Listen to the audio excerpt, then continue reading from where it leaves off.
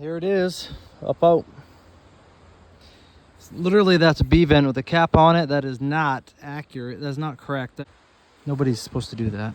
Not in a mobile home, not to an oil-fired furnace. There she lay, boys.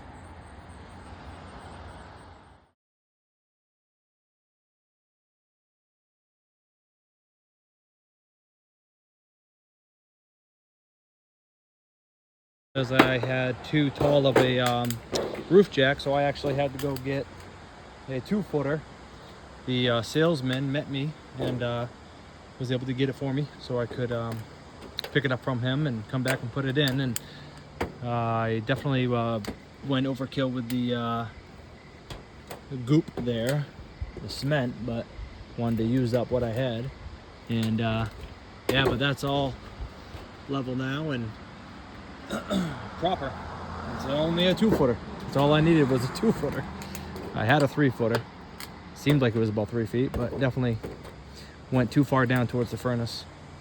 So thanks for watching. Like and subscribe.